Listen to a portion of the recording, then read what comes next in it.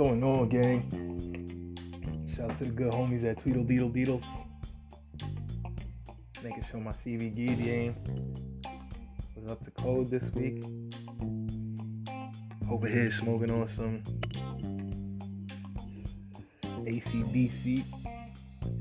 Definitely appreciate the love. Definitely appreciate the love and the care package y'all sent me. It's your boy Phantm Phuego, bringing you the news, views, previews, and reviews with just a twist of his ghetto point of view. They rioting in the streets, man. They rioting in the streets. What we supposed to do when they rioting in the streets? Ain't no use just hiding up under sheets.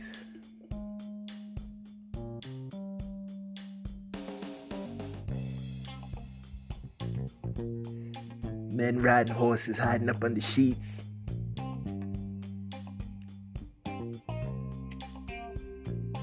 Trying to hide their hate, trying to hide their face.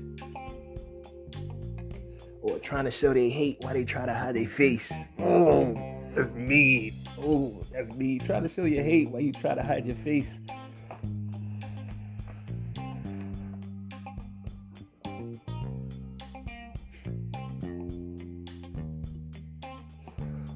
Arms don't bulge, so you bulging by the waist.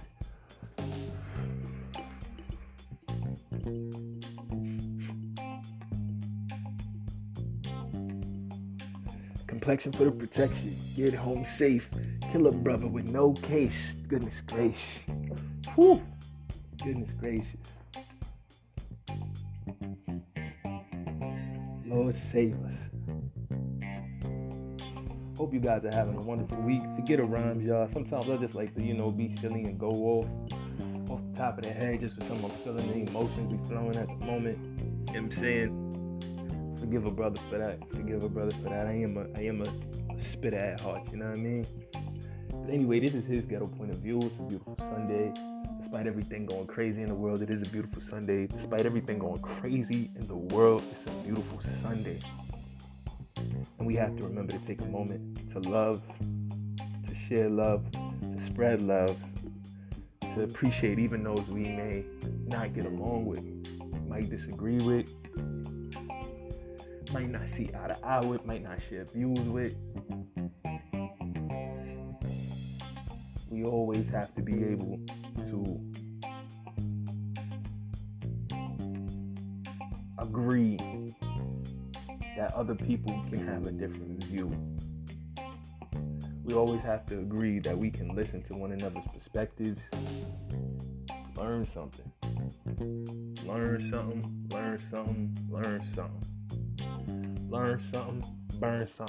roll up, earn something. Hey, chase the bag, go and get it, get the cash. I'm just playing, y'all. I really hope y'all having an amazing week, for real.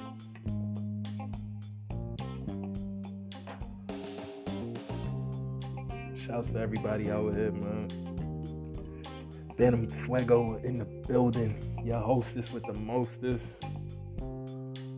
Shouts to my homegirl, C Flames, aka Gnosis. Oh! I'm just being silly right now. But make sure you check out C Flame's music. She definitely sounds amazing on the mic.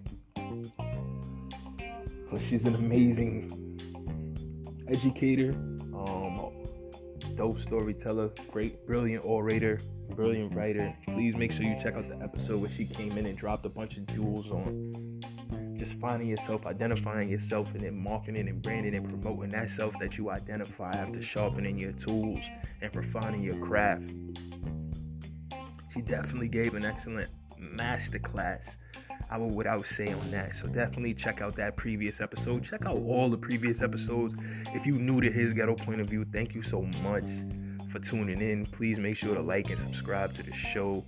Hit that like button, hit that notification bell, so whatever platform you on, whether it be Spotify, Overcast, Anchor, Radio Public, Google Podcasts, Amazon Podcasts, whatever platform you on. You get the news, views, previews, and reviews. Just a twist of his ghetto point of view, straight to your phone or smart device every Wednesday and Sunday. Wednesdays and Sundays, we get to it like it's nothing to it. You know how we do it. You know how we do it. But anyway, guys, I'm not going to take up too much of your tizan with the silly. Let's get down to business. Let's get to work. If you guys don't know, roll it.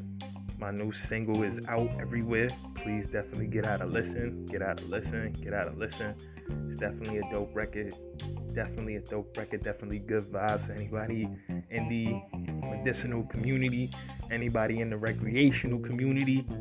Enjoy it, whether you like to smoke or to dab or to vape, or you like edibles or you like topicals, which is, for those that don't know, that's like the lotions and the creams, and they even got shampoo, y'all. There's weed shampoo. You know what I'm saying? There's weed shampoo out here, y'all. If you ain't experiencing weed shampoo, what are you doing with your life? It doesn't have to have THC. You don't gotta get that trippy feeling if you don't like that. Me personally, I enjoy that, but the trip ain't for everybody. We got medicinal stuff as well, stuff that works with your body's cannabinoid system. Your body has a cannabinoid system for a reason. Use it, indulge it, entice it, make it tingle. Make it feel spicy once in a while. You know what I'm saying? You'd be surprised. Stuff helps with so many things, scientifically proven. CBD, that is, to aid with anxiety, depression, PTSD. So many different things, man. Pain, because it can identify using your body's cannabinoid system, which is like a back and forth to and fro system, areas of your body that need additional relief and can deflate inflammation, can bring inflammation and swelling down. These are scientifically proven things. You can check out NCBI or, so many other websites, WebMD. I like NCB. Is it NCBI or NCBHI? One of the two. But if you check out NCBHI, there's tons of medical reports on there. If you just Google benefits of CBD, and the list will come up, man. Depression, inflammation, pain, swelling, hypertension, stress. Did I say PTSD already? I like mentioning that one a few times because there's so many different ways you can experience that type of trauma. A mother can experience that type of trauma through childbirth, or the loss of a child. Men and women who are in the work world, military, police, firefighters, just experiencing tragedy in life. These times that we're going through are insane. They're creating tragedy and trauma in everyone's lives, and sometimes a little bit of a relief from that, from a holistic, natural way, just with a little bit of leaves, naturally grown, 11 herbs and spices. Sometimes that's needed. You can't always pop a pill and think you're gonna get where you're gonna go. And there's nothing wrong with meditation and turning inward to yourself, because yourself is the most powerful thing to fix any ailment in your life. Yourself is the most powerful thing. But we have a cannabinoid system for a reason, and yes, our cannabinoid system naturally releases happy feelings to us when we need it. But we can enhance that and entice that and give it a boost. We don't have to use THC, which is the part that gets you quote unquote high. You can just use CBD or some hemp. And for those that don't know, hemp or CBD generally is sold with like less than 3% THC content, less than 0.03 THC percent content in it. So, has a very, very small traces of THC. So it's not enough to get you high. You'd have to smoke an incredibly large amount of it to really get baked. You'll feel relaxed. You'll feel calm. You might even feel sleepy. You might go to sleep. You might take a nice nap. It definitely may also give you a feeling of, euphoria. But what it won't do is make you feel insanely trippy, and high. You won't have the anxiety attacks, and it's an anti-anxiety as well. And what's a really good thing to do for a lot of people is to combine the two, so you can get the CBD feeling and the THC feeling, and that's called the gang or the family effect. And that dual medication, that dual approach, taking both at the same time, whether you take it in an oil or a tincture, because you can just eat it with your food, or drink it as a tea, take it as a tincture, just like like something you would use a dropper to drop a couple drops into your tongue. Any of those methods are fine. Any of those methods are great. It's more about what method is comfortable for you. You can get gel caps, and really help out. This stuff helps children with seizures, can help people with cerebral palsy. I mean, there's just so many uses, and they even came out with some reports that the active ingredients in CBD dominant strains of marijuana can even help suppress the inflammation that comes in your bronchial tubes or your lungs from potential COVID-19 infections. I mean, this is amazing. If you just look up CBD and COVID-19, there's tons of studies coming out that it can possibly, more research, of course, needs to be done. And I'm not a doctor, and this is not medical advice. Always talk to your medical professionals. But there's tons and tons of studies showing CBD's effects when it comes to THC. I mean, CBD's effects when it comes to COVID-19. So, guys, I mean, what wonderful things can this plant not do? What wonderful things can this plant not do? What wonderful things can this plant not do? So that's my support for CBD for the day. And, I love THC too. I love to double dose and get my CBD and my THC, whether I have it together in the same type of serving platform, or whether I smoke one and topical the other, whether I edible both, or topical one.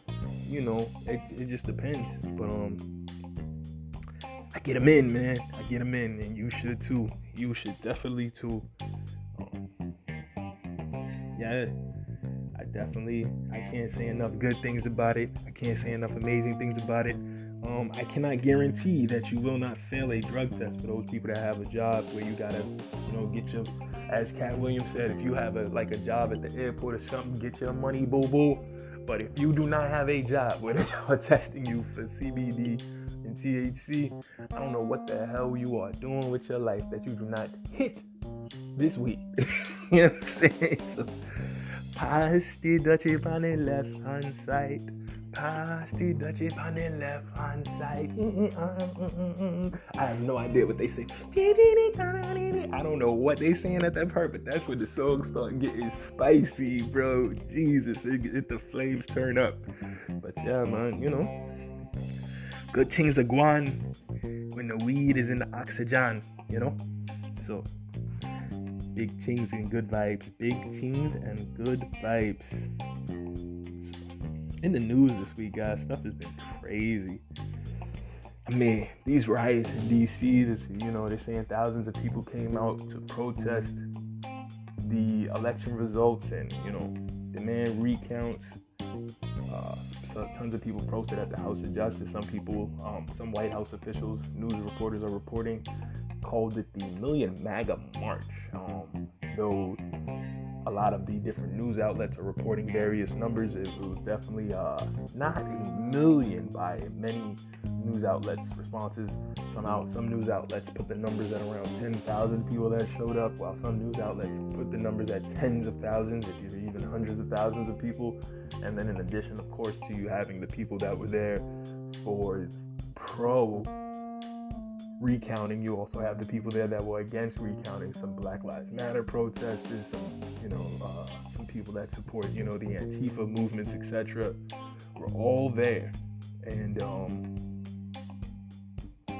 clashes naturally when you've got so many people with so many emotions boiling over, and so many other things going on in the country right now, from homelessness, joblessness, anxiety, depression, suicides, so many things combining bring the country to a boil and a fever pitch. What are we gonna do as a collective, as a family, as countrymen, as people of the same nation, men and women alike? What do we do to get past all of this?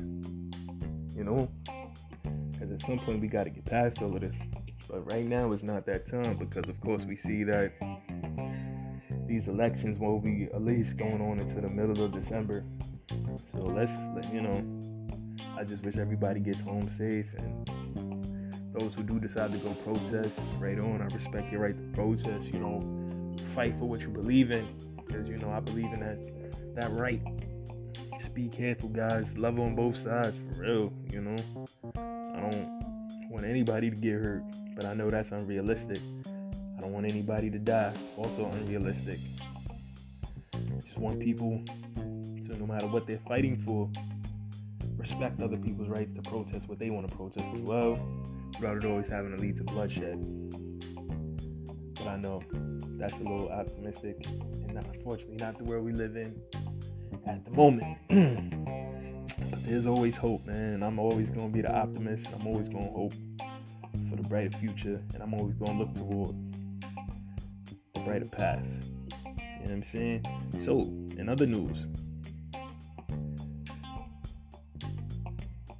Trump's spiritual advisor, Paula White, calls for a prayer where she called on the angels from Africa to shower the blessings down. According to Yahoo News, the Lord said it's done.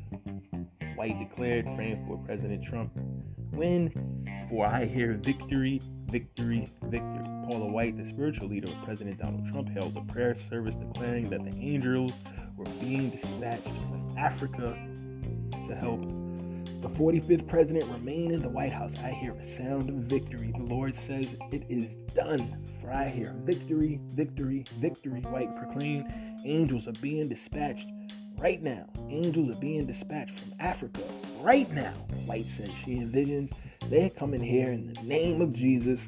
She also declares angels were being dispatched from South America. The chairwoman of the White House Evangelical Advisory Board had no mention of how, in a closed-door meeting with U.S. officials in January of 2018, Trump referred to Haiti.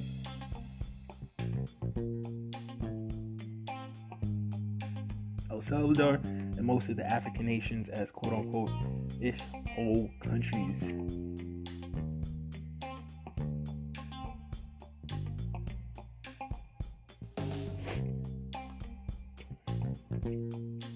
In the clips of her prayer originally posted by Right Wing Watch, she also vowed to stand against demonic confederacies that are against the election in America, and she says, who you have declared to be in the White House.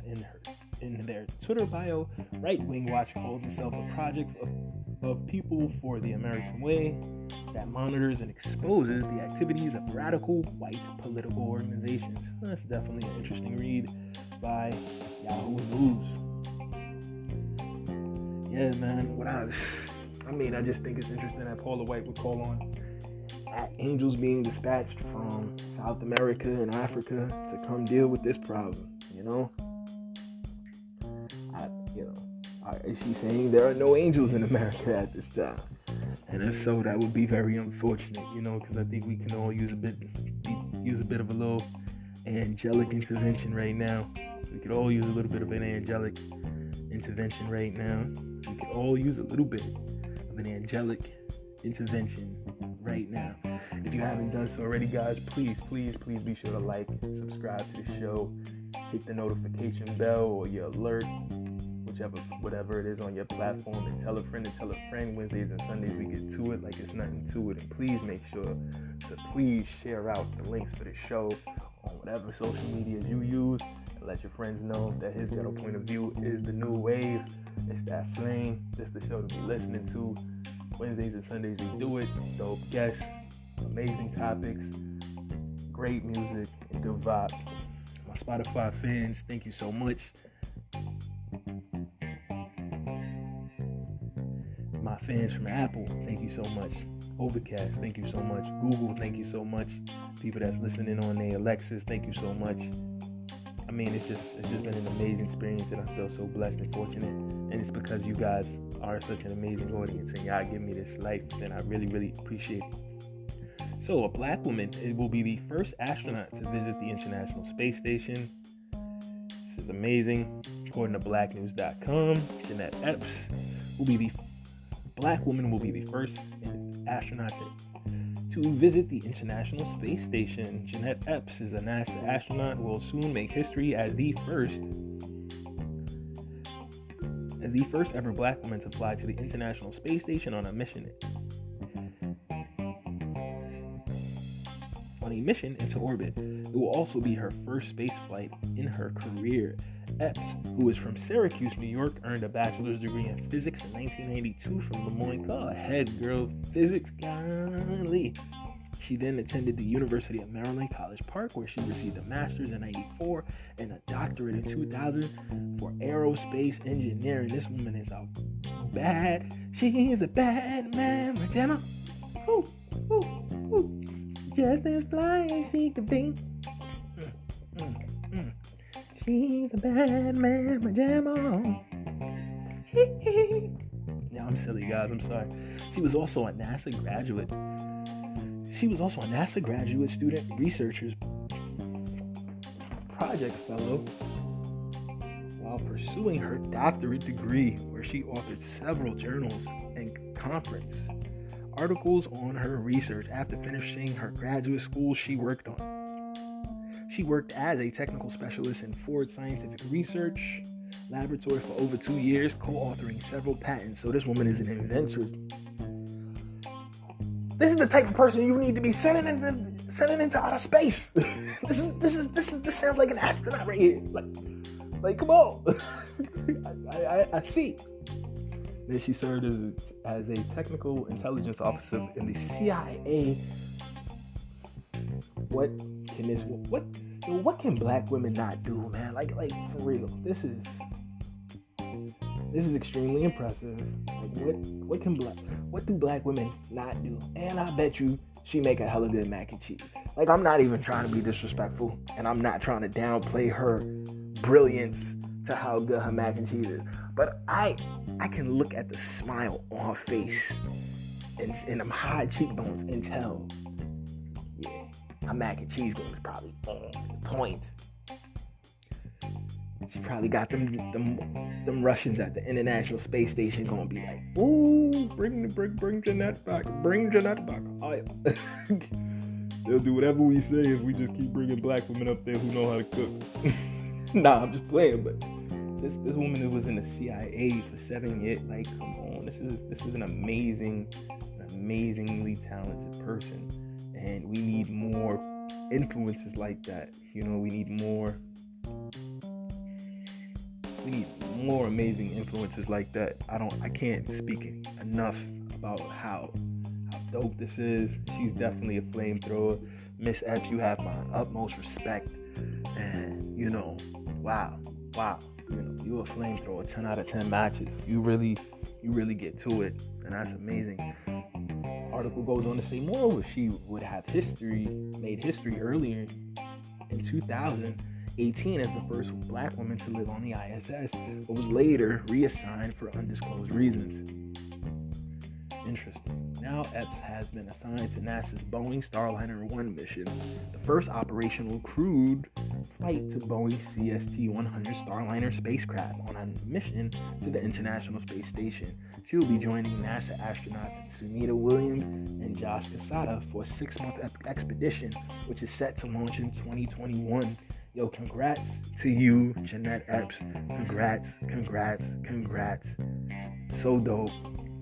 You're so amazing. And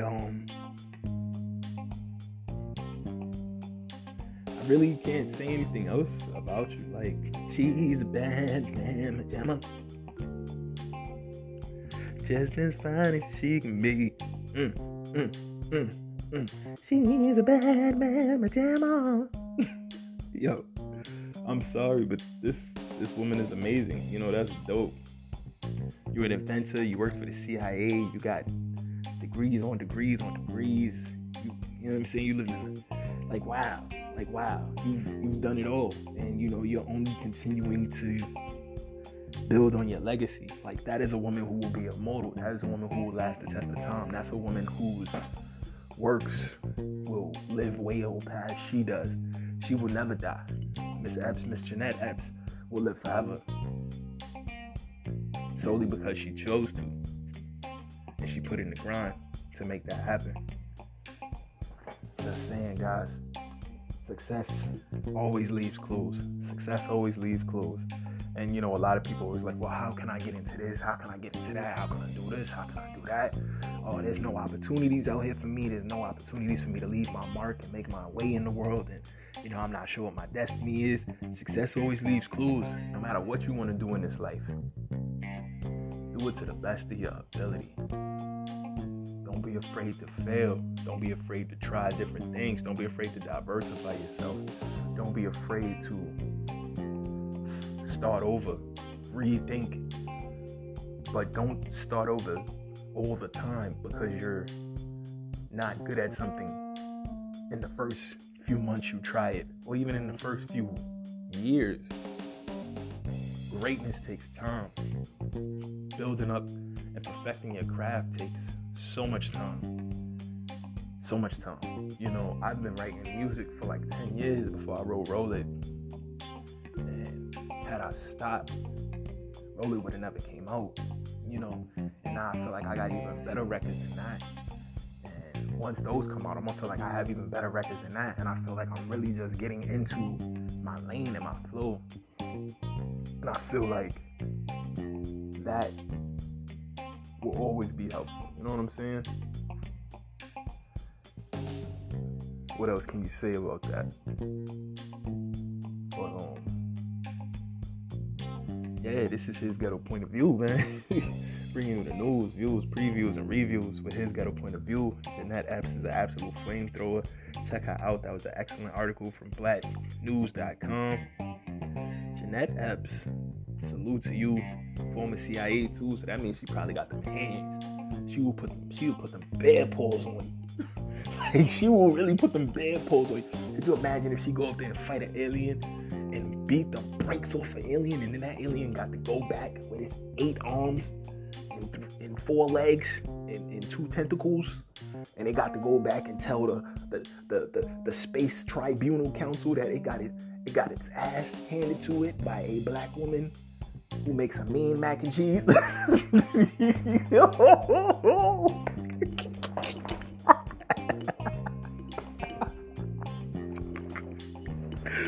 Jeanette Epps, you an absolute flamethrower. We love you up here at his ghetto point of view. We salute you. We appreciate your greatness and all your endeavors. You are a shining star. You are an amazing example to our young queens out here. Young women of every creed, race, and color can look up to your amazing example and see that they can aspire to do absolutely anything they want to in their life if they're willing to put in the work, get the bachelor's, get the master's, get the doctorate, work at the CIA, put in work here, put in work there. Create, innovate, study, grind. Nobody's going to give it to you. Nobody's going to hand it to you. You got to take it. You got to grab the world by the horns. You got to grab the bull by the horns and ride and just go. And your greatness awaits if that's the path you take. Your greatness awaits if that's the path you take. Your greatness awaits if that is your path. I promise you. Hold on, hold fast, make it happen for yourself. It's the time, man. It's the season. We moving over into a world that's going to be more a job. It's going to be less of a job-based society and more of a gig-based society. And those who have already set themselves up to understand that the gig-based societies are coming, those people who are already comfortable with using apps like TaskRabbit and Job Finder and, people that are comfortable doing the Uber Eats and, the Grubhubs and the DoorDash delivery men and delivery ladies, people that's already comfortable being entrepreneurs or being freelancers, people that's already comfortable developing their own schedules and regulating themselves and imposing restrictions on themselves and rules on themselves, people that have the discipline and the tenacity and the dedication to consistently grind at their craft, study, learn new skills, learn new trades, learn new intricacies of your trade, learn new techniques of your trade, stay up with the trade publications in whatever field you're in. And people who have the desire to win and succeed and can regulate themselves and can push others forward are going to win. They're going to be leaders. They're going to be successful. And as the paradigm shifts and as the paradigms continue to shift, those who are self-motivated will always be willing to shift with the changing times, with the technologies, with the world, and will win. You'll win. Complaining won't do it. Complaining won't do it. Complaining will not do it. The win will come when the grind comes. The win will come when the grind never stops. The winning will keep going as the grind never stops. The winning will keep going. You'll take it to the top. I'm going to jump into a quick break, guys. This is his ghetto point of view. Bring you the news, views, previews, and reviews. Just a twist of his ghetto point of view. We'll be right back.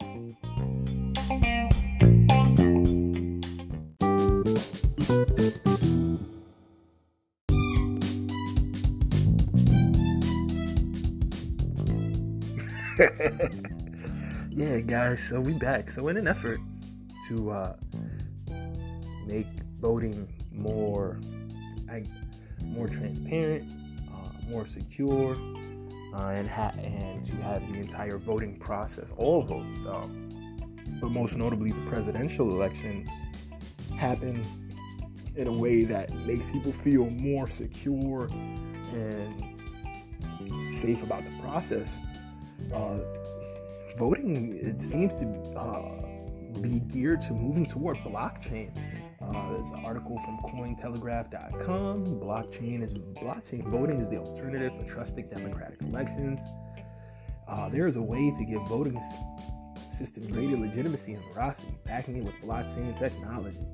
The COVID-19 pandemic has impacted people's lives, the relationship between governments and citizens, and the entire world economy. And of course, it has had a major impact on the United States presidential election.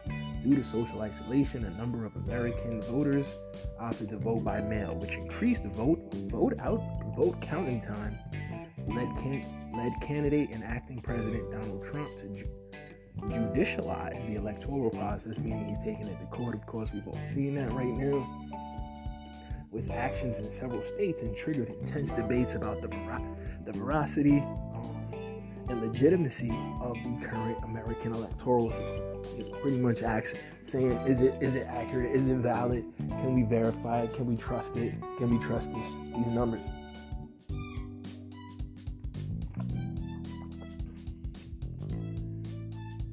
The current voting system in the digital age. Currently, many have proposed a mobile voting as an alternative, more compatible with current views, allowing people to vote without leaving their homes. Yeah, a lot of people are talking about just being able to vote right on your phone via an app. But you know, there's so many ways to hack apps. So many times apps can get buggy. So these are really things that they have to consider. And that's why a blockchain, crypto blockchain based system, where everything is, said to be extremely transparent. And for those that aren't familiar with how blockchain works, pretty much think of it like a football team. And if everybody was on a football team holding hands, right? So you have 60 players in a circle holding hands. Just picture that in your head. 60 people, 60 players, singers, whatever, in a circle holding hands. And let's say they're playing, they're passing a message all around the chain till it gets back to the beginning. And it's a written down message. And no one has a pen or pencil to alter it, right? So they've got the message and they're passing this message all around. So they all get to read this message and pass it. No one can alter it. No one has a pen or pencil. Everyone is watching everybody, right? That is kind of what a blockchain network, peer-to-peer type of network would work like. That is a very rudimentary way to think about it. But just hear me out. That is kind of how blockchain would work. It's a open source, it's an open system, so everyone who has a computer on the system can see all of the transactions. So if I vote, you vote, he vote, she vote, we all vote, you'll know. And they could even set it to where you can't tell who people voted for, but you know that person indeed actually voted. So their vote would count immediately and be computer programmed to tally the score. Of course, people can hack it. Of course, the people who design and develop it could sway it to one side or the other. All these things are true possibilities. But people would know, people would see is what people are arguing with the blockchains and the crypto-based voting system, because it would be not only safe and secure, but it would lead to transparency and no one being able to say the numbers were fudged 8 p.m. or 9 p.m. on November 3rd. Everybody would be done well before then, as soon as they just boop, boop, hit a button, hit a few buttons all the way up and down their ballot and hit submit. And it would just calculate. And by the end of that evening, whatever time you give people to vote, we would immediately know. We're able to shop online. The article continues. There are professions that are performed 100% remotely, which has intensified with the current pandemic, but electoral participation still needs to be exercised in person and in a specific location. Now, does this not go against the digital age, where information and technology serve as facilitators of communication, data transfer, and business transactions? Kind of does, to be honest. I kind of see where the article from Cointelegraph is leaning. Makes sense to me. How does one make mobile or remote voting possible without compromising the security of electoral participation? The addition of blockchain solutions to the mobile voting process can give confidence to the electoral system and bring peace to the electoral process. The combination of sequential hashing and cryptography in a distributed structure allows for protections of voters' identity and the verification of absolutely all votes entered in the blockchain form. Pretty much what it's saying is you can verify people immediately, so you'll never have voter fraud. You'll never have this person voted 1,000 times, because they have you can just give them a unique key, which will only be good for one use if they try to use their same phone, their same mobile devices, their same IP address to try to trick the system. It'll notice that, it'll red flag it, and it'll call any additional voting they try to do invalid. Oh, well, what if they have other email addresses? Well, those email addresses still have to start at a particular IP address. What if they get other IP addresses? And listen, people can do these things, but the people who work in crypto are aware that people do these things, because a lot of times they the same people that would hack something. They the same people that would, create those those nefarious evil things you're talking about. So like they say, a lot of these banks, a lot of these big corporations have, IT security teams, and a lot of the heads of their security teams, or the people that consult for them, who have their own private firms and just do consultation for these big companies, are the former hackers. A lot of people that work at the CIA, the NSA, the people that work at other international government investigation agencies. These dudes sometimes be the world-class hackers who've hacked into banks, who've hacked into government systems, who've hacked into NASA and shut things down. Put a flag, put an emoji, just tag their signature just so they can show the rest of the people in the hack world they could do it. And then they get that knock on their door. Boom, boom, boom, boom, boom. Let us in. Feds. I know people who have personally got those kind of knocks on their door. And now what do? They are on the other side of it. They work in the professional side, helping companies to protect and secure themselves, and to secure their data, encrypt their data, recover their data, and make it secure so people can't try to do anything flaky or suspicious, janky at all.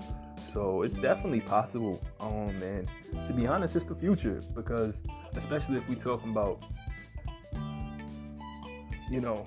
this pandemic persisting on for a little while, and other things worse possibly coming down the pipe. One of the things they immediately are trying to do is remove a lot of paper stuff from being passed out as much. Removing magazines, removing leaflets. And one of the biggest things where we have hundreds of millions of pieces of paper, around this time of year, even billions of pieces of paper, are the ballots. The mail-in ballots, the physical ballots. That's a lot of pieces of paper. You have envelopes, you have the packaging the ballot comes in, the ballots themselves. All of that can move to a digital landscape, which is secure and that everybody would feel safe with, and that is transparent enough that people from both sides of the aisle, from any independent party, from any other popular party, could look in and feel confident and safe that the system is transparent and everyone is getting as fair a shake as possible. Because as Stephen A. Smith would always say on ESPN, fair is a place where pigs are judged, but as transparent a process as possible, so people can trust the legitimacy of the decision. That is only going to be, beneficial for everybody. It leads to less violence. It leads to less time being taken, less attention going toward this, and then being able to move on and focus on other things. I mean, there's craziness going on in the world right now. There's wars going on all over the place, but we're not paying attention to any of that in America, many of us, because we're so caught up in our own kind of civil war right now, which is not really a good thing, because by the time many of people who aren't paying attention look up, this world can look completely different. Then what do you do then? So the article goes on. Imagine how good it would be to check if your vote was actually counted for the candidate chosen by you, with the absolute guarantee of the secrecy of your vote. All of this is possible with blockchain technology. Electoral jurisdictions in several U.S. states have tested mobile application-based blockchain voting for state, federal, and municipal elections. See, it's already going on, primarily to enable remote voting by military and civilian residents abroad via smartphones and tablets, rather than the traditional and mail, fax, and paper method. West Virginia, for example, enabled mobile voting via blockchain for its state and federal elections back in 2018. That is amazing. Denver, Colorado, Utah County, Utah, and 2 other counties in the state of Oregon also tested it. Pilot projects for their 2019 municipal elections. In total, 29 counties and 5 states tested Vote's mobile voting app in official elections. And all of these examples are mentioned above to the surprise of many, and according to the authorities responsible for voting via blockchain, the electoral process proved to be easier and more accessible. Because, come on, if you could vote on your phone, if you could just vote via your laptop, your desktop, your tablet, you know what I mean? Or if they send you a smart device to vote on. It's dope. This is dope. This is amazing. Or if, you download the secure app that only works for this particular period of time, and you get a code, that code will only give you permission to use it once. Once your name and your verification has been put in, you cannot verify from anywhere else, no matter what you try to do. If you're one person, you can't verify. Once they see your name come into the system, anything else that comes from your name into the system would completely be rejected. And if you are a person that didn't officially register to vote, even if you are eligible to vote, you would not get a code.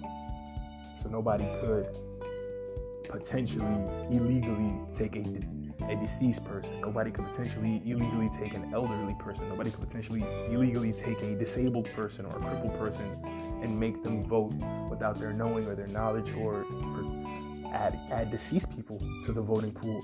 All things that are being alleged right now, which is crazy. And we shouldn't have that, because it makes us look bad to the rest of the world. It makes America look bad to the rest of the world, and we can't have that at these times when things are so up in the air. We need stability. We need to be able to be relied on, and we need a peaceful transition of power, as peaceful as possible. And nothing that has happened right now seems to be leading to that. So anything we can do to create that would, to me, in my mind, be very, very good. And lastly, from this article, as a result of the good performance mentioned in the previous paragraphs, there are already notable figures in American politics raising the banner of blockchain mobile voting, such as Bradley Tusk, an American businessman, philanthropist, political strategist, and founder of Tusk Philanthropies; Mike Queen, Deputy Chief of State to the West Virginia Secretary of State; and Jocelyn Bucaro, Director of Elections in Denver. So yeah, man, it seems like this is coming, and There's nothing we can really do to stop it. There's nothing we can really do to stop it. There's nothing we can really do to stop it. This is an amazing article. Check out cointelegraph.com for, all your crypto news, your blockchain news, this is the future, guys, and we're only wasting our time avoiding that very real future that we're about to all have and experience. Once again, guys, as you know, this is His Ghetto Point of View, where we bring you the news, views, previews, and reviews, just a twist of His Ghetto Point of View. I'm so blessed and fortunate to have the greatest audience in the world. Please continue to like, share, and subscribe to the show. Tell a friend to tell a friend. Hit your notification bells, whatever platform you're listening on. Thanks so much to ncaa.fm for letting me rock out and, do what I do. Shout out to Spotify, Apple, Google, and all the other amazing platforms that have picked up the program so far, and I hope there are only more and on the way, and this thing just keeps rolling and getting better and brighter. This weather out here in New York is crazy. It went from we had like a week of around 70s, and then it dropped like 30 degrees. Oh man, it dropped like 30 degrees, man. It dropped like 30 degrees. It's crazy. So I hope you bundled up and you got ready and you dressing warm out here, cause ain't no games going on. This weather is absolutely crazy. This weather is absolutely crazy. And as a follow-up to, talking about how blockchain would help, and the reason we need that is because of these insane protests going on that will only continue to intensify as court cases are brought, filed, approved, denied. Recounts are needed to be done. The more time that this takes, it's just so many things, the transition of power, if it needs to be one, is being ignored and avoided. The need for calm is much right now. It's high. It's at a fever pitch, but that's not what we're getting. That's not what we're gonna get. An article by NPR.org. Trump supporters, counter protesters clash at DC rally contesting Biden's victory. Updated thousands of President Trump's most fervent supporters were out in Washington, D.C. on Saturday for a day of rally that echoed the false assertion that the presidential election was marked by fraud. 1 week after Joe Biden's presidential victory brought about spontaneous celebrations in the nation's capital, a crowd that included the group Women for America First, right-wing activists, and conspiracy theorists gathered in the city's downtown near the White House. Simple enough, you have the right to protest and stuff as long as you're doing it peacefully. But dun, members of the Proud Boys, a white nationalist movement designated as a hate group by the Southern Poverty Law Center, were also seen out on the streets of Washington. A rally and a march to insist that Trump rightfully won a second term were planned for the day. The events went by several names, including the Million MAGA March, the March for Trump, and Stop the Steal DC. By late Saturday morning, hundreds had assembled in Freedom Plaza near the White House. The demonstrations unfolded peacefully for most of the day, but counter-protesters clashed with the president's supporters and violence erupted as night fell. Counter-protesters were seen overturning tables of vendors selling Trump merchandise, as well as stealing Trump hats and flags and setting them on fire, according to the Washington Post. And you see, this is what I do not understand. You allowed to protest. You allowed to get mad. You allowed to speak your piece.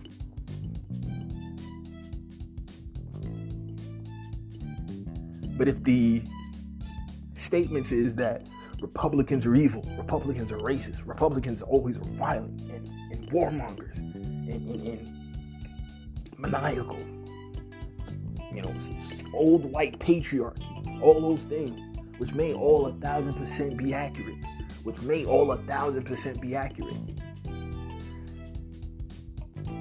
You don't fight fire with fire unless you want a bigger fire. And I would imagine these very intelligent Democratic, mostly, but also some Republican protesters, whether they be BLM, BLM, Antifa, whatever name they're going under, if your thing is, we're better than this, we're stronger than this, we present the cleaner glass, they're the dirty water, we're the clean, pure water. If we present the better alternative, how is the better alternative turning over tables of people selling Trump merchandise, stealing their hats and flags and setting them on fire? People spent their hard-earned money to buy those items to sell. You do not have the right to take someone's investment that they made and sell it. And to sell, they invested in items to sell. Probably have families to feed, things of that nature. You're not allowed to take the money they invested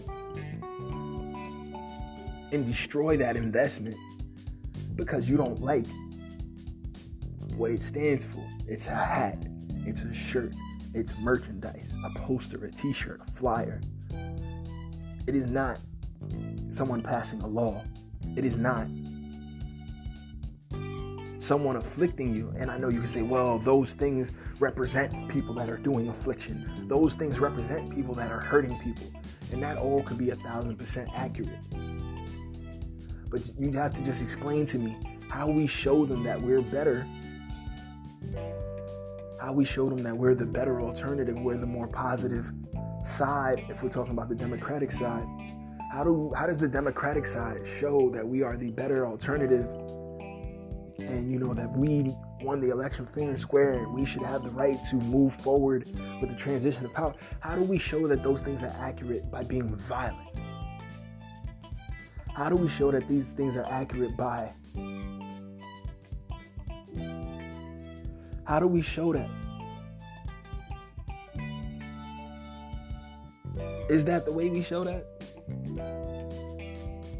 Y'all can tell me I'm bugging. I'm just asking questions. I'm just asking questions. I just want to know. Article goes on to say 2 officers were injured and at least 20 people were arrested, according to the D.C. Mayor's office. Of those arrests, 4 were for firearms violations, 2 for simple assault, 1 for an assault on a police officer, and 2 for disorderly conduct. D.C. police told member station WAMU 7 guns were recovered. It was not immediately clear if the guns belonged to Trump supporters or counter-protesters. The reality is there's probably guns on both sides, and that can lead to civil war. When you have 2 tense groups bringing firearms to a tense situation, all you need is one person to fire for everything to go crazy. All you need is one person to fire for everything to go insane. And that just ain't good for no side. That's not good for either side. Scattered clashes turned violent around 8 p.m. when Trump supporters armed with batons and counter-protesters collided in a brawl 5 blocks from the White House, the Post reported, before police broke up the groups. A city fire official said a young man was transported to the hospitals for serious injuries after he was stabbed in the back during the fight, according to the newspaper.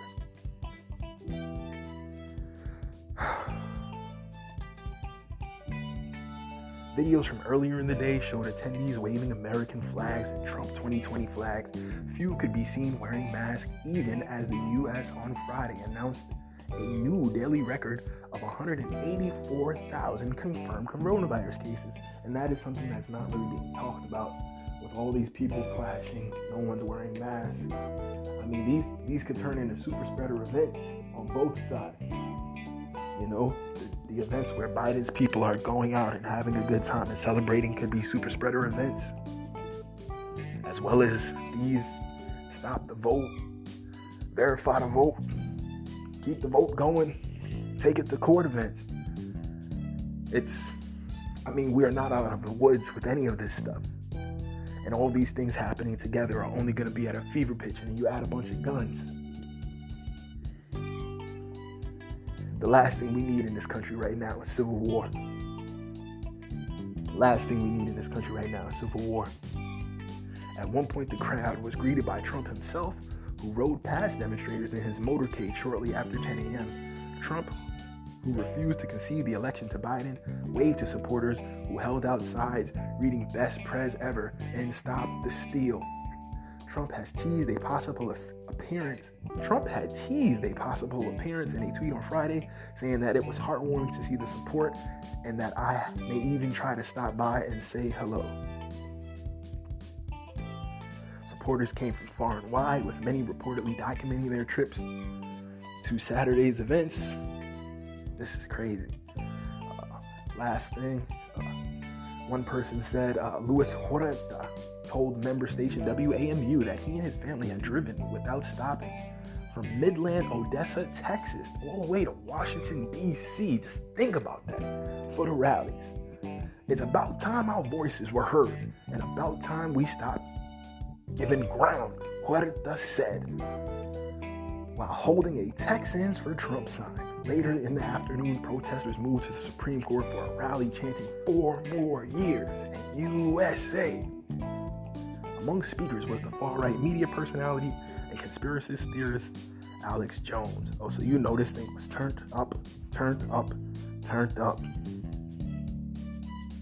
So is it time for blockchain and other technologies to come in so we can have more wide access to the election and a more secure election, an election that can be calculated and tabulated at a faster pace?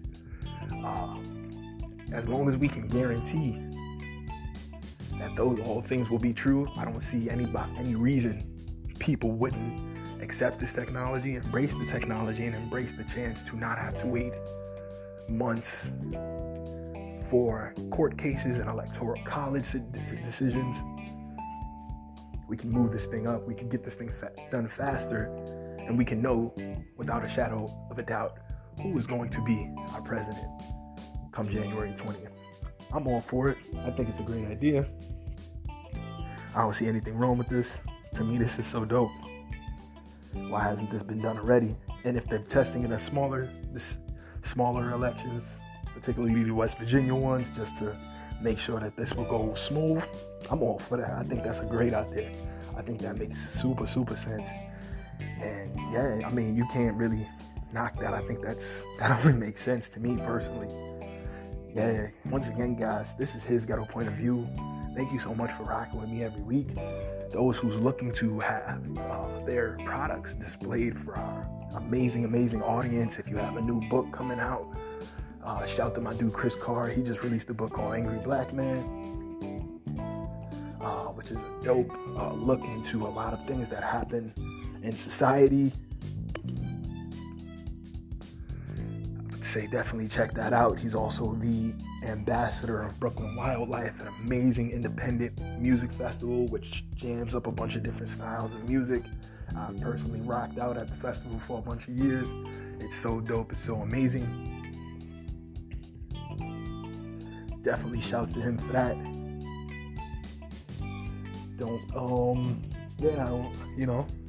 I just think that we really need to use technology for so many other things, as the article from Cointelegraph alluded to, from our shopping to dining to buying clothes, getting our educations. A lot of people are learning remotely these days. It only makes sense that now, if we can also securely do our elections, that we try.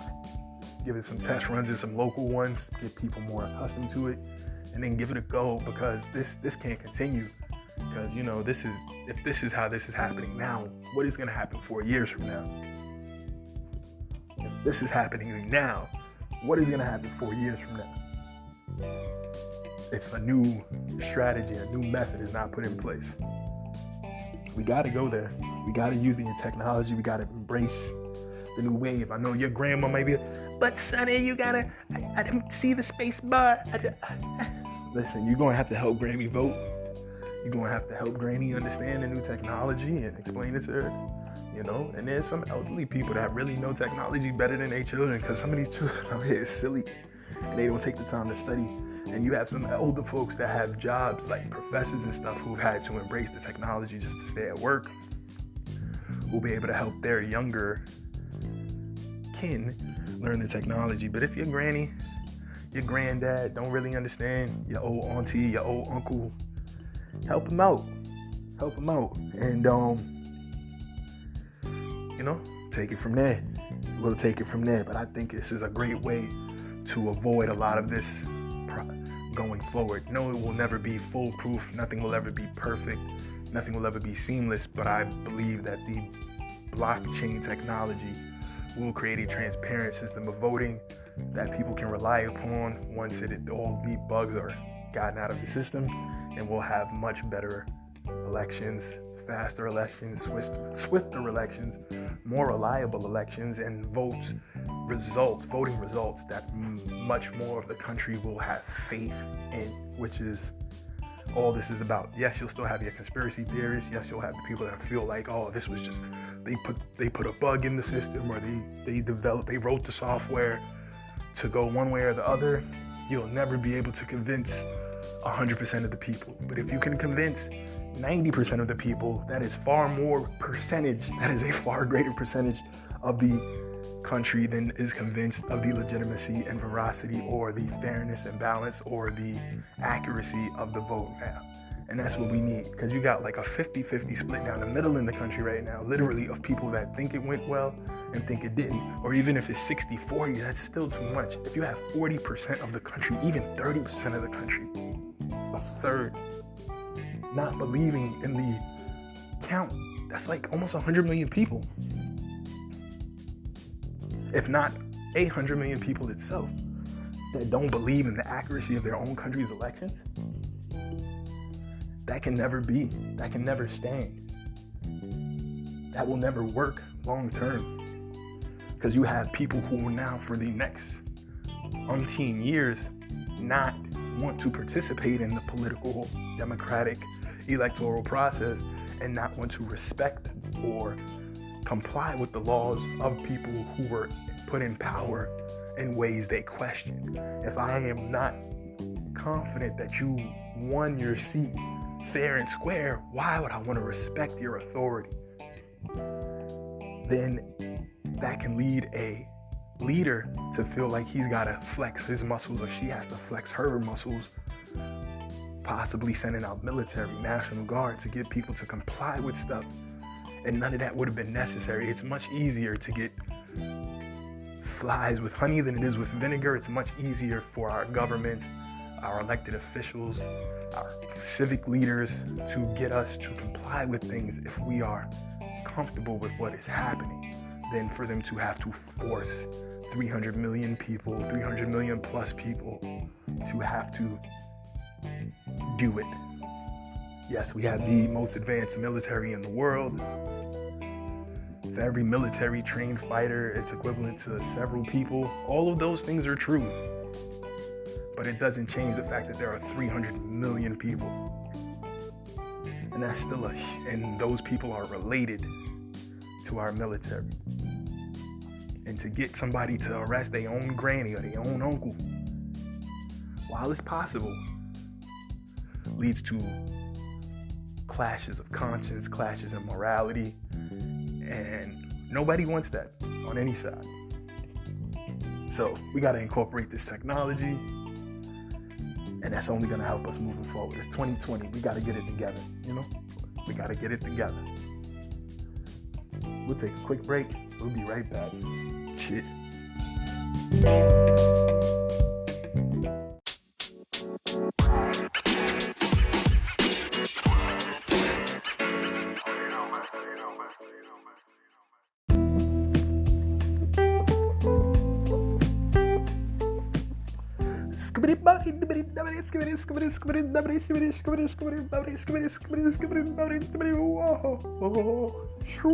Listen, I'm being so disrespectful. Like, whoa, whoa, whoa. Yo, I'm tweaking right now. I am really tweaking right now. This AC/DC got me tweaking. But anyway, Welcome back, guys. I'm being silly like that, because those who remember hip-hop artist Sean, who was signed to Bad Boy, who had the whole situation where he ended up getting, I'm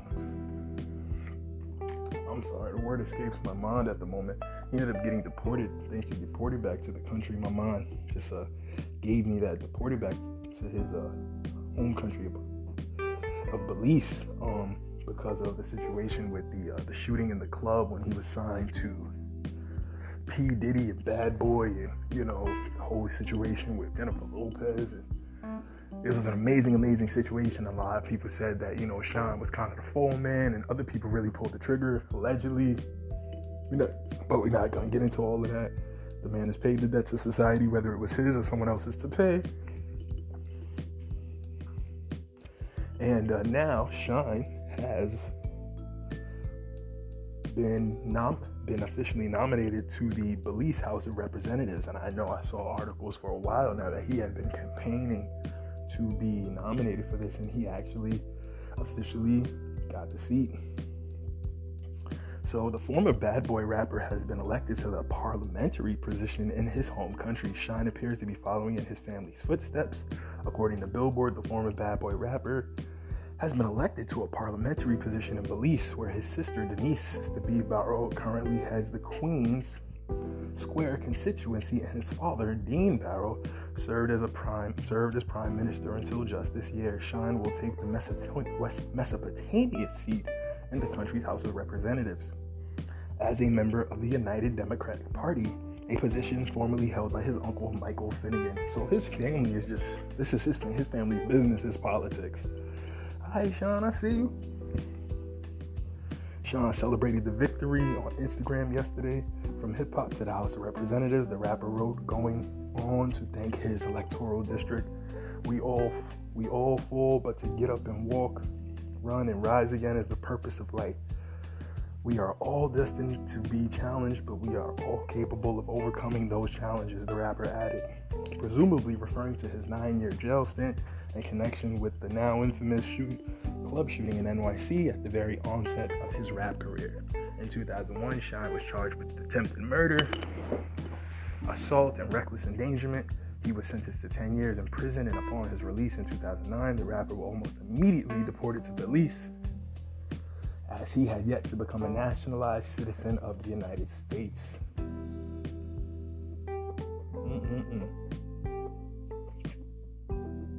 He also writes in his post on his social media page, we are all destined to be challenged. My story is a statement of human fortitude.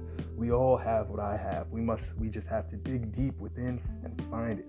I hope I inspire everyone to overcome their adversities and find their greatness.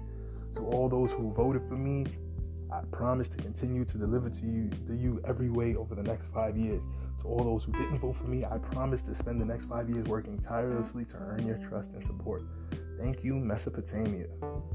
Honorable Shine Barrow, Area Representative, Mesopotamia. Wow. Congrats to Shine for this, man. That's an amazing look. And like he said, it just shows, that life is not done after one particular mistake or one particular bad decision. It's how you bounce back from that. It's how you jump over that hurdle and get to your next phase of life. I'm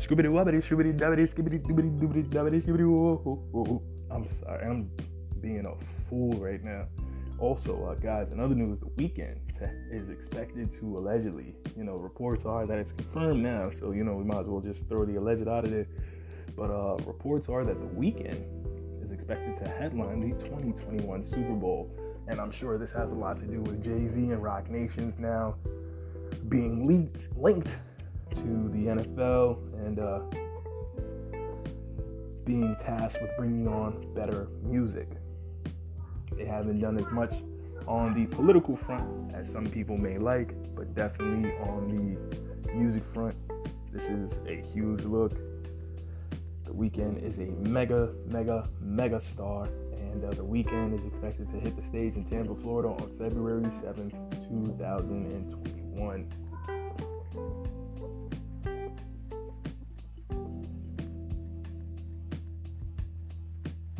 So this is good. According to the article, the NFL has announced its headliner for the 2021 Super Bowl. Grammy-winning recording artist The Weeknd will hit the stage in Tampa February 7, 2021. I mean, this is a huge. I mean, The Weeknd appeals to. There's very few demographics The Weeknd doesn't appeal to. You know what I'm saying? He appeals to the young people. He appeals to the old people. This dude got them tunes that make you think about Michael Jackson. This dude got them tunes that make you think about that make you think he hip hop. He got them tunes that make you think he R&B. He got them tunes that make you think about soul music, gospel music, pop music. Yes, he got house music type of joints, EDM type of records, grunge music type of records, goth type of records. I mean, this dude has an amazing, vast array of musical talent, and I mean, we've seen what he's done in his own projects. We've seen what he's done to help Drake put together sounds, and you know how he's collaborated with so many others in the game. The Weeknd is just literally that guy. I mean, there's really nothing to be said. NFL has announced we all grew up watching the world's biggest acts playing the Super Bowl. He said in a statement, "One can only dream of being in that position. I'm humbled, honored, and ecstatic to be the center of that infamous stage this year." The Phantm Phuego is now co-produced by Roc Nation. Back in September, the two companies announced the hiring of Jesse Collins, the first black executive producer of the Super Bowl halftime show. Very dope. In a statement, Jay-Z called Collins one of the only executive partners that speak fluent artist vision, citing his insight and understanding create both extraordinary shows and true cultural moments. Collins earned an Emmy nomination last year due to his role in producing the 61st annual Grammy Awards. That I didn't even know you could get a Grammy for producing the Grammy. Yo, you gotta be dope to get a Grammy for producing a previous Grammy, bro. Like, damn. He also served as executive producer on John Lewis Celebrating a Hero, CBS's special honoring John Lewis after his death. The Weeknd is on the heels of the success of his fourth studio album, After Hours. The album broke the record for the most global pre-downloads in Apple Music history. Damn.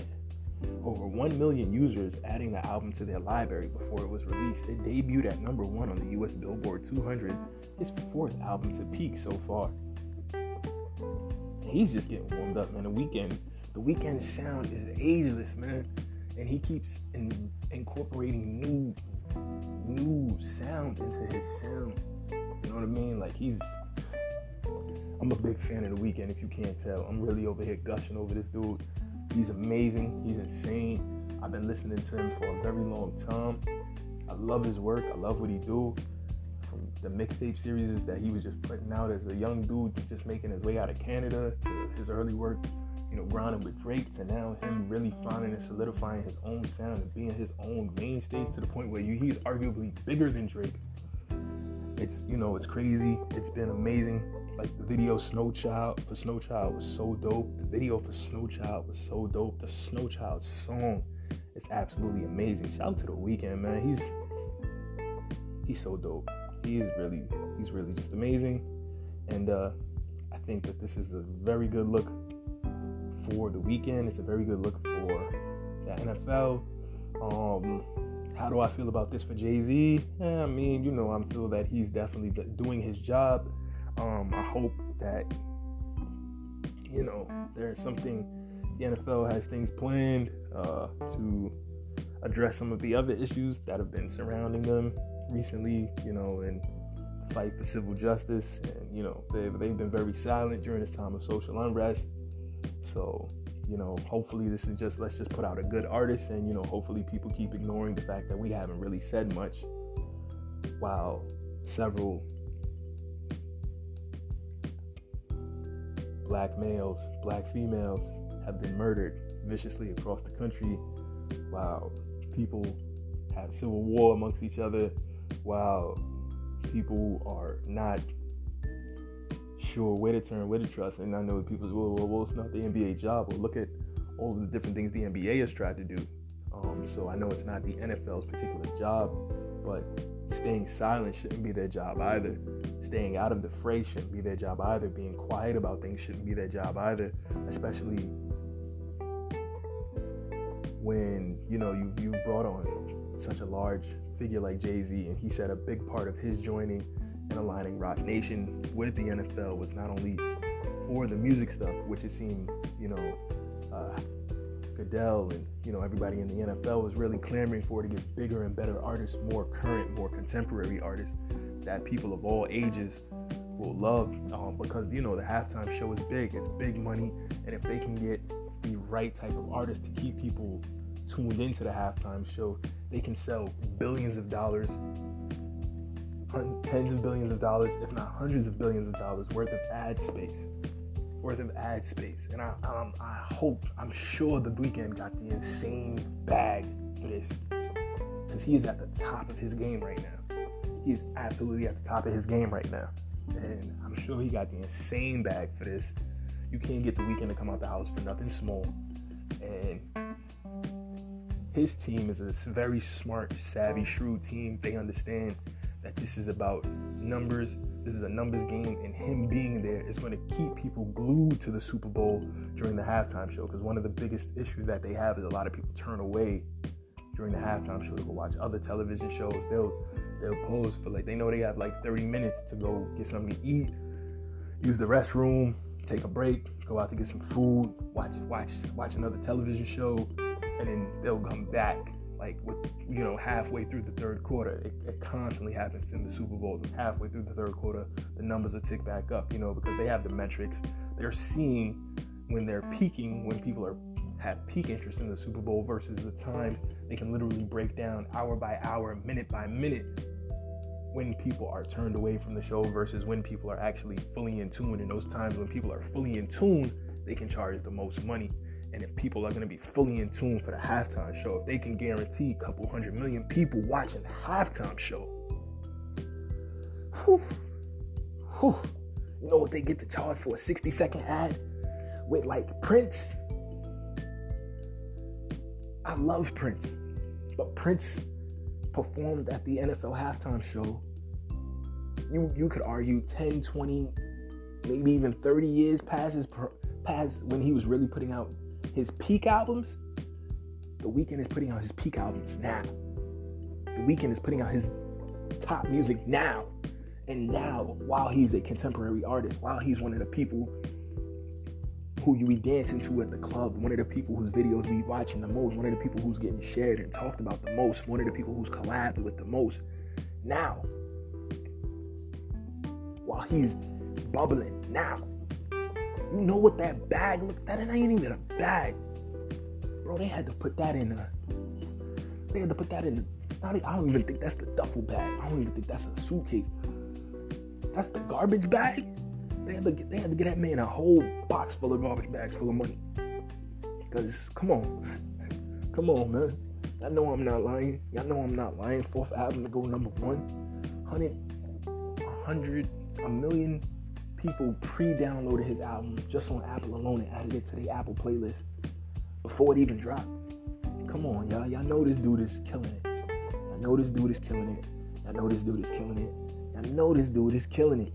And I'm not a big fan of the NFL. Sometimes I only watch the halftime show, to be honest, and see the halftime show commercials. And while I have reservations against professional sports in general right now and how they haven't been talking, I'm to say that, you know, after the show's over, that I wouldn't catch that halftime show on YouTube or something. I definitely would, because I'm a big fan of his sound. I'm a big fan of his live show. I love his wave. I love his energy. I love how he performs. Everything about that dude is flames. He's a flamethrower. And Mr. Carter and Jay-Z knew what they was doing, pegging this person to be the act. If you haven't done so already, please like the show, share the show, subscribe to the show, tell a friend and tell a friend. Sundays and Wednesdays we get it in, you know. But can't say enough dope things about that. Other news, guys.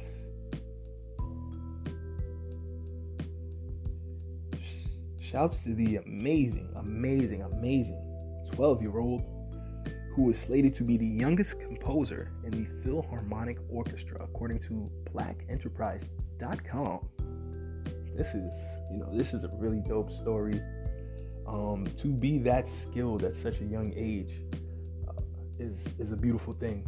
And this blackenterprise.com reports teaching music to children has been said to offer positive growth during their early development. For one Brooklyn girl, her love for music led her to continue her dream toward composing original work while achieving remarkable milestones. Grace Moore is a young musician who is poised for greatness and achieved a huge milestone this week. WPIX 11 reported that the 7th grader is one of the youngest composers to enter the New York Philharmonic. And those that don't know, the New York Philharmonic is literally one of the most iconic orchestras to play in around the whole world. I mean, it doesn't really get much better than that. And to be 12, I mean, the level of discipline and dedication and support that was needed for a 12-year-old to get that good is, this is a lot. This is a testament to the greatness of this young lady's parents. Moore is enrolled in the organization's Very Young Composers program, designed to teach participants as young as 8 years old how to create original scores. The members of the program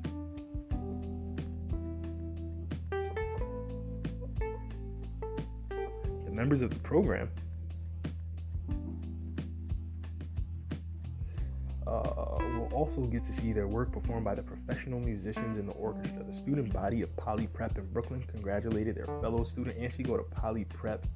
Yeah, this young girl is destined for greatness. Poly Prep is so proud of 7th grader Grace Moore, class of 26. The school wrote in a tweet, "Here, her beautiful music composed as part of the New York Philharmonic's Very Young Composers program." This is so dope. In October, Moore was able to make her debut with the orchestra in a live performance she created for the program. The music organization shared a video of the performance featuring Moore in attendance to hear her music come to life on its Instagram page. This young lady is only heating up. The sky's the limit. Shout to you, Miss Moore. I'm very, very happy for your success, Grace. You're gonna be so amazing. Your future is super bright. Your future is so bright. We're gonna have to wear shades. You are absolutely a flamethrower. You are absolutely a flamethrower. You are absolutely a flamethrower. Shouts to you, Grace Moore. Shouts to you. Shouts to all the amazing people doing great things out there. Shout to Sean. Shout to Jeanette Epps. Shout to Grace Moore. You guys are amazing. You guys are amazing. You guys are absolutely amazing.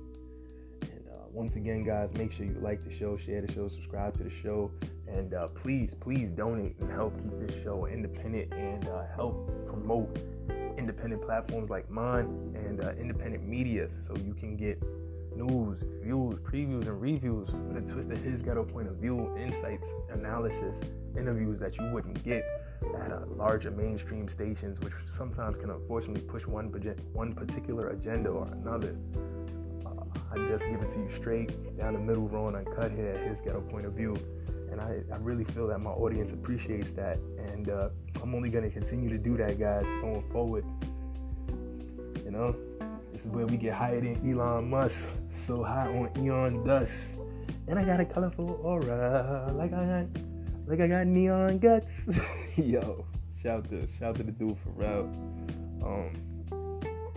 Yeah. So in NBA news, guys, Russell Westbrook is he coming to the Knicks? Is he coming to the Knicks? The rumors is bubbling up to the surface, guys, that Russell Westbrook may in fact be nicked by the end of this week, because the NBA draft is slated to happen on Wednesday, and this week Wednesday, and it looks like a consensus that LaMelo Ball will be the number one pick in the draft. Some people used to tell me LaMelo Ball was trash. He wasn't as good as some people who haven't even made it to the NBA yet, who are older than him, and I'll leave their names out because I know they're amazing ball players. They're just not NBA ball players just yet, but they're young and they're talented, and I wish those brothers nothing but the best.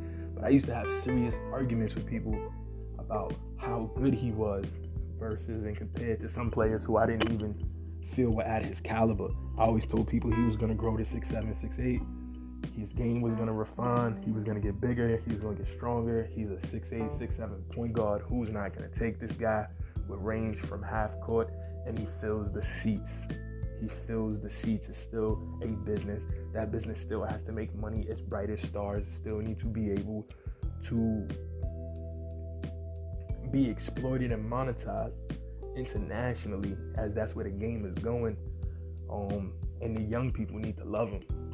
LaMelo Ball checks all of these boxes. But anyway, this is about my boy Russ. So with hardly any time to catch our breath in this now officially truncated NBA season, and the new season is slated to start on the 21st, I believe, of December, and they're talking about a December 11th to December 19th small 8-day off season, 3 days off, and then officially starting the season around the 21st. The draft is set for November 18th, which is literally in 3 days, guys, with free agency opening 2 days after that. And the floodgates on player movement and significant roster revamping can open any day. The Houston Rockets at first glance would not appear to be a team with much roster flexibility, so instead they shook things up off the court. They cut ties with longtime GM Daryl Morey and Coach Mike D'Antoni. To be honest with you, I know this is going to sound crazy, I would keep Russ and Harden and get a better GM in there, better coach in there, and see what they can do with a different system. But I know, there's been a lot of grumblings. Kendrick Perkins reported that both Russ and Harden went out now, that Daryl Morey's not going to be there because they really enjoy playing in Daryl Morey's system. And Mike D'Antoni's system, and having Daryl Morey as a GM that they know is not afraid to revamp the roster, makes very intelligent, very savvy moves on and off the court to make sure that they're getting maximum exploitation and pushing the team as far as it can go. But unfortunately, the team has fizzled out too often, too much, with too much firepower, and people are ready for a change. Though, you could argue that, did you really expect Russ and Harden to beat LeBron and AD, plus having Rondo? Did you really expect that? And having Danny Green to hit threes and relieve pressure, that's just a lot. Having Kyle Kuzma as your fourth or fifth option, I don't know how they realistically expected Harden and Russ to be enough to defeat both of them. Most of the times these days, the championship teams has been an amazing big and a killer wing. Having a point guard and a shooting guard who kind of do a lot of the same things, wow, that's amazing. It's not enough. You got one who's a very dominant slasher, ball handler, who can rally up triple doubles, and the other one who's a very dominant, who's a shooter, pulls up from half, a lot of great side steps, euros, pull up, step backs, very fundamentally sound, high intelligent basketball. So you have one high octane player and another smooth, silky, savvy player. So while their games worked together, they were very small. People could just pound them in the box or in the paint, underneath. They need a big man. They need somebody that's long, athletic, that can dunk the ball, run the court, and that can also shoot in today's game. So when Harden and Westbrook are ready to drive to the hole and do isolate their mans, do things one-on-one, their big man can shoot the three at a consistent enough clip that they're not at a disadvantage when he's not just clogging the paint or just playing the post. It's 2020. Your big man got to be able to rim run, and hit threes at least 32% to really be efficient. So, all that being said, continuing the article, they cut ties with longtime GM Daryl Morey, Coach Mike D'Antoni, the latter of whom was replaced by Stephen Silas, who says the Rockets will aim to be less predictable moving forward. Silas is referring to Houston's paint by numbers offensive approach that makes no secret of the spot on the court from which they're trying to score. 3-point line, 3-point line, 3-point line. Free throw line, free throw line, free throw line. but there might be room for some unpredictability with the roster as well. But might there be room for some unpredictability with the roster as well? There have been reports floating around that Russell Westbrook wants out of Houston, with several teams interested in the former league MVP. The Hornets have emerged as a potential suitor, and on Tuesday, Kevin O'Connor of The Ringer said on the Mismatch podcast that both the New York Knicks and surprisingly the LA Clippers could be interested in trading for the Houston star. I did have multiple sources that I trust tell me that teams believe Russell Westbrook could be had. O'Connor said that Westbrook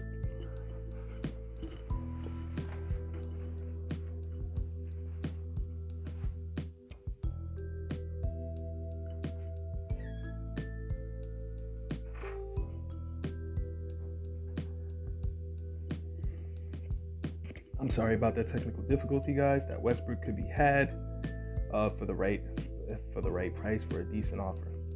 So, the NBA is shaking up, guys. It's definitely looking like a very interesting season. I'm definitely excited to see what's happening going forward. It's going to be amazing. With all that being said, gang, I'm going to get out of here today. This has been Phantm Phuego. This has been his Ghetto Point of View. Bringing you the news, views, previews, and reviews with a twist of his Ghetto Point of View. Thank you so much for everybody who listens to the show. You could be anywhere in the world, but you decide to rock with me, and I super, super appreciate it.